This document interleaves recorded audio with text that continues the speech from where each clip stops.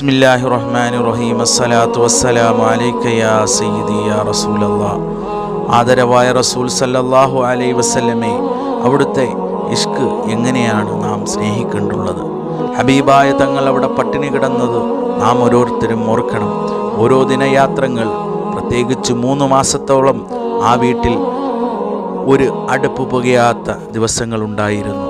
ആയിഷ റളിയല്ലാഹു അൻഹ അവിടുന്ന് പറയുകയാണ്, വെറും ഈത്തപ്പഴങ്ങളും പച്ചവെള്ളവും കുടിച്ചുമാണ്, അതും എല്ലാ നേരവുമില്ല, ഒരു നേരമായിരിക്കും ചിലപ്പോൾ ഒരു കാരയ്ക്ക 2 കാരയ്ക്ക കിട്ടുന്നത്. നാം ഒന്ന് ഓർക്കണം, ലോകത്തിൻ്റെ പ്രവാചകനാണ്.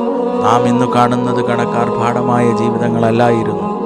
ഹബീബായ തങ്ങൾ പിന്നൊരിക്കൽ തങ്ങൾ വീടിന് പുറത്ത് വിശപ്പിൻ്റെ കാഠിന്യം കൊണ്ട് പുറത്തേക്ക് നടക്കുകയായി.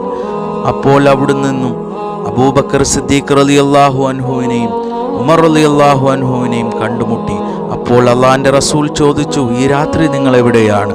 അപ്പോൾ പറയുകയാണ് അവിടുന്ന്, അള്ളാഹിൻ്റെ റസൂലേ, ഞങ്ങൾ വിശപ്പ് കാരണം പുറത്തേക്ക് ഇറങ്ങിയതാണ്.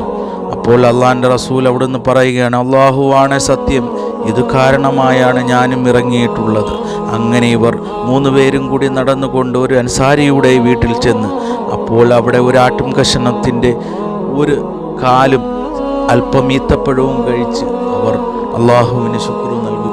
ഒരിക്കൽ ആദരവായ റസൂൽ സല്ലല്ലാഹു അലൈഹി വസല്ലമ ഫാത്തിമ റളിയല്ലാഹു അൻഹയെ കണ്ടുമുട്ടുമ്പോൾ അവിടുന്ന് പറയുകയാണ്, ഒരു റൊട്ടിയുമായി ഫാത്തിമ റളിയല്ലാഹു അൻഹ അവിടെ വിശപ്പിൻ്റെ കാഠിന്യം കൊണ്ട് ഹബീബായ തങ്ങളുടെ മുന്നിൽ വരികയാണ്.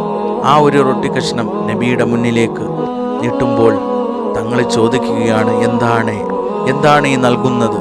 അപ്പോൾ അവിടുന്ന് പറയുകയാണ്, ഹബീബായ തങ്ങൾ പറയുകയാണ്, ഇന്നേക്ക് 3 ദിവസമായി നിൻ്റെ പിതാവ്, അതായത് ഹബീബായ തങ്ങൾ, അവിടുന്ന് ഒരു ഭക്ഷണം പോലും കഴിച്ചിട്ടില്ല.